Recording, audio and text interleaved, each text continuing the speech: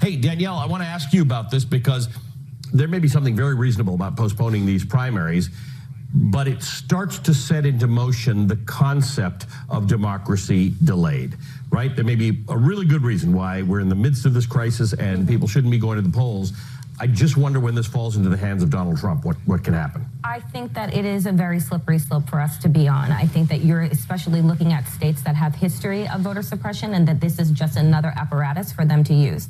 There are ways for people to be able to vote and do so safely, do so, by last name, do so by staggering the hours, having the ability to do mail-in ballots. There are so many different things that can be done and frankly should have been done for the longest time that we have not taken advantage of. So I don't want people to use this as an excuse as to not go to the polls in the most consequential election that we have right now. There are ways that we can get this done without canceling primaries and confusing people with the dates, because that's what I'm most concerned about. Yeah. You cancel it. Everybody knows that this is the day that we're voting. Next Tuesday is the day for our primary. And now you're saying, oh, well, maybe it'll be sometime in June, or maybe it'll be sometime in August or September. That's not okay. So we have got to be thoughtful about the ways in which we can keep people safe, but then also allow them to institute their citizenship, right, and their responsibility to vote.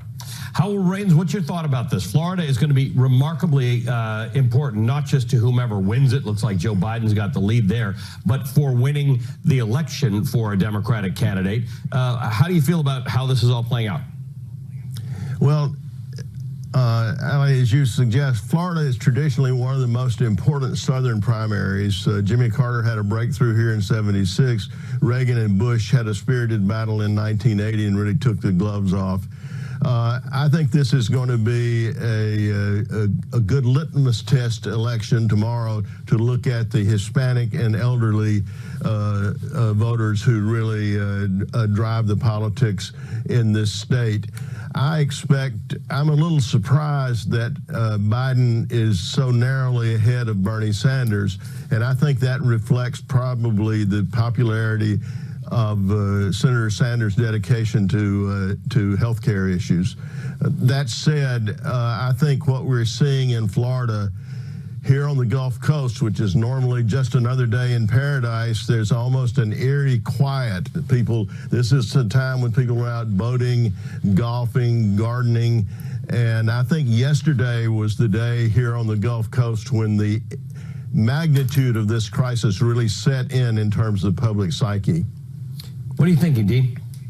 First of all, Ron DeSantis saying that, a state with a big elderly population and a deadly virus that has a higher mortality for older people and dismissing it like it's meaningless is ridiculous. But I will say this, people are calling my show and asking, can Trump move the November election? Well, that's what the wonder is here. Right, and first of all, that's set by federal statute. Second, our Constitution, the 20th Amendment says clearly the next president will take power, either if it's Trump or a Democrat, January 20th, 2021. So it means suspending federal law and the U.S. Constitution for him to put off this election and not have an election to president. And you feel that will hold him back? No, I think it's a roadblock. It's a speed bump to the authoritarian regime Donald Trump envisions. I'm kidding. I think it would be very challenging to do that. Let's hope.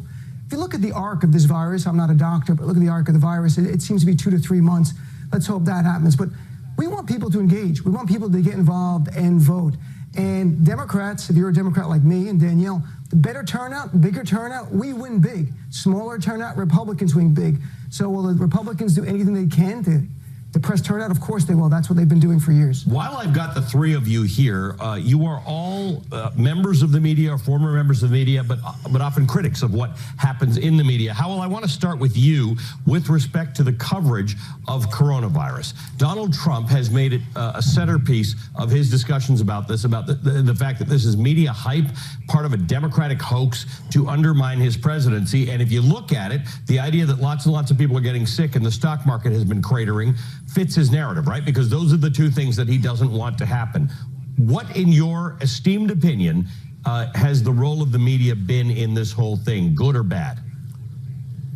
I think, on balance, much better than that of the federal government and the president. I think there's been a calm, systematic approach to the coverage. Contrast with the fact that we are in a crisis where there's no central planning and where the president has become an uncertain trumpet.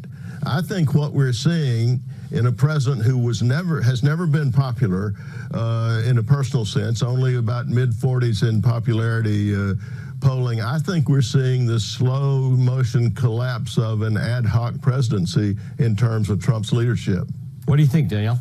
I mean, look, I think that the media, for the most part, has been doing a very good job in trying to do what the federal government should have been doing, which is alerting the public to the dangers of the coronavirus, to staying, apart from each other, to staying home if you can, to working from home, and really giving the knowledge that the federal government is not. I mean, I'm watching press conference after press conference, and I feel crazy because I feel like they are just lying to us. Why am I supposed to believe that Donald Trump took the coronavirus test yesterday when the Washington Post has told me that up until this point he has lied over 17,000 times? He lied from the moment that he put his hand and was sworn into office about the crowd size at inauguration that we could all see. So why in the midst of a pandemic should we believe anything that they say? We're still waiting on tests, and Donald Trump told us a week ago that we could get tests whenever and wherever we wanted, as if it was literally a week ago Friday. Literally a week ago. And in 2 weeks ago, he called it a Democratic hoax. So again, why are we supposed to take anything that this president is saying? So I think right now, journalists have the most critical, aside from our doctors and nurses and first responders, have a critical job right now to tell the American people the truth, because they are frightened, they are scared, and there is no stability that is coming out of this White House. There is no calmness that is saying to us, we understand your fear, we have this, we are taking your safety at the utmost control. What we know is that a whistleblower came out and said that Donald Trump did not want more testing because it was going to hurt his reelection, because all he cares about is the numbers and the markets, not the American people. And Adam Schiff told us in his closing on impeachment that Donald Trump only cares about Donald Trump. And we need to understand that in this moment. So, Dean, in this world in which the administration should walk a line between complacency and urgency, and we in the media should walk a line between complacency and urgency, and the administration doesn't do it. In other words, they've been more complacent than urgent on this matter. Is it for us to make up for that with greater urgency? Because that's the criticism that I've had, that people have made of the media at large. I hope we don't do it on our shows, but they've said, you guys are inciting panic. Now, I've heard that as language from another network, and I've heard it from the administration. So I think what's happening is a whole bunch of people are telling people that the media is inciting panic and getting all the temperature up and getting all the volume up, but I don't actually think that's what we do. You saw my last segment. We have experts, public health experts, epidemiologists, virologists, those kinds of people to tell us what it is. Sure, it panicked me, just so you know, that last segment that I was on. It was, people have called my show and go, you're freaking me out. And all I'm doing is reading facts that they didn't know about. Right. And that's because Donald Trump, when you have a serial liar who is running an administration, in times of crisis, you can't look to him for leadership. And you talk about what you guys are doing. You're giving facts. Literally watch Fox News primetime coverage. Tucker Carlson was actually responsible this week.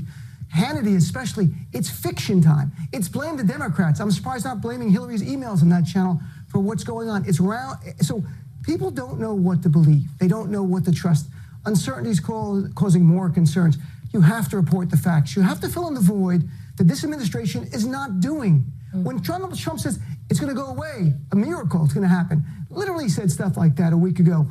From at his rally, it's a Democratic hoax, to we have all the tests we need, and what we don't know is why the United States of America did not use the World Health Organization tests that over 60 countries did. Why did they delay it? People call my show and want to know, are there Donald Trump donors that they're giving the contract to? Right. I have no idea. But I'm telling you, this is a normal thought in the world of Trump, where everything benefits Trump personally, financially, or politically. So in the world we live in now, how could you trust it? It builds panic. So how does it put us in the media in an unusual position if the administration doesn't do its job and we are holding them to account, but it causes us to paint a more urgent picture than the administration does? Do people have some basis to say the administration is blowing this out of the media is blowing this out of proportion? I really don't think so. I think on balance, as my colleagues have just said, I think the media has done a solid job. Let's drill down a little on panic. One of the oldest cliches in American politics is that the Republicans are the daddy party. And I think what's feeding public panic, if that's the right word, is the idea that the president, our national father, is not paying attention to this global crisis. Howell, thank you for joining me. Good to see you. Howell Raines is the former executive editor of the New York Times. Danielle Moodie-Mills is the host of WokeAF. And Dean Obeidallah is a columnist for the Daily Beast and the host of the Dean Obeidallah Show on Sirius XM. Thanks to the three of you.